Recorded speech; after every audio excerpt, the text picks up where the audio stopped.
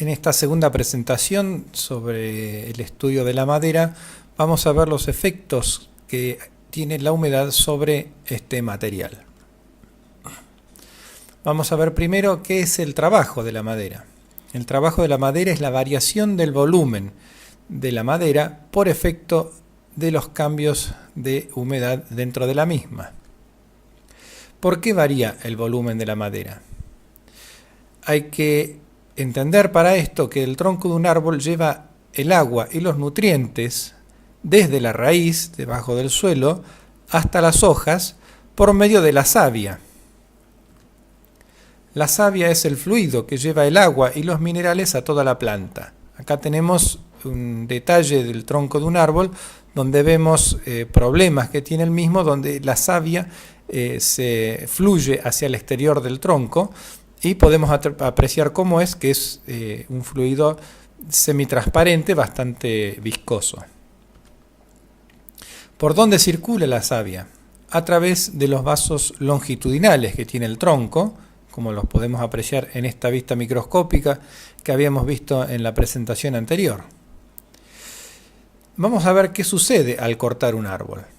Parte del agua de la savia es eliminada del tronco por gravedad o por evaporación, y también parte de la savia misma, y los vasos por donde circulaba la savia quedan vacíos o semivacíos. Con el paso del tiempo, al vaciarse los vasos se cierran y reducen la dimensión de los mismos, como podemos ver en este gráfico, disminuyendo de esta manera el volumen que tiene la madera. ¿Y cuándo se detiene este proceso? La madera cortada va a perder volumen hasta que la humedad ambiente y la humedad del interior de la madera queden equilibradas. Es decir, que haya la misma humedad dentro de la madera y afuera de la madera. Durante ese proceso, durante todo ese tiempo, la madera va a perder el volumen. Acá tenemos el gráfico de la madera en estado verde. La madera verde es la madera que tiene toda la savia, la madera cuando está el árbol en pie, y cómo queda la madera cuando ya se secó, cuando ya perdió toda la savia que tenía que perder. Si la madera, una vez que está seca, se humedece, es decir, que absorbe humedad, por el aumento de la humedad ambiente o ya sea por tomar contacto con agua, el volumen de la madera va a aumentar nuevamente. Aquí tenemos el esquema, la madera verde, después se transforma en madera seca y finalmente cuando se humedece vuelve a aumentar su volumen. El trabajo de la madera, por lo tanto, es la variación del volumen de la madera por efecto de la humedad. Acá nuevamente el esquema donde vemos cómo de madera verde pasa a madera seca y de madera húmeda, si pierde la humedad, vuelve a quedar seca y vuelve a disminuir su volumen.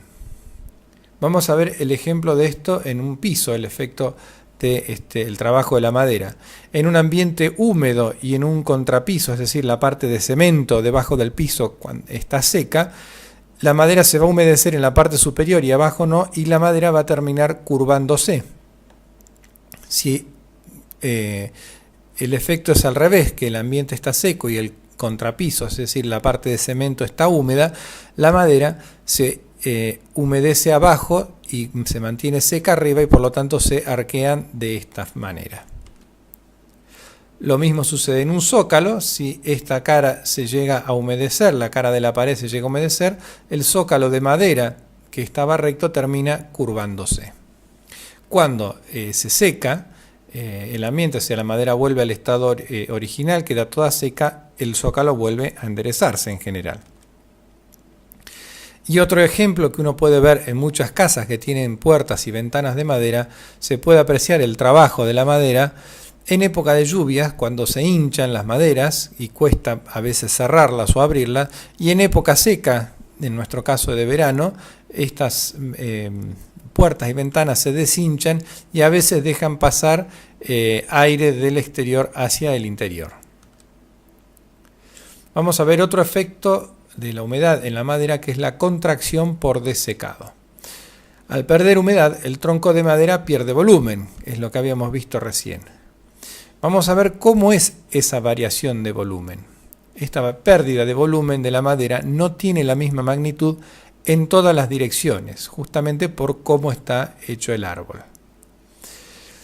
Esto sucede porque la constitución interna del tronco de la madera no es igual en todas las direcciones, sino que está formado por fibras relativamente paralelas entre sí, como habíamos explicado en el primer video, y aquí tenemos el gráfico que muestra que están todas las fibras bastante paralelas entre sí.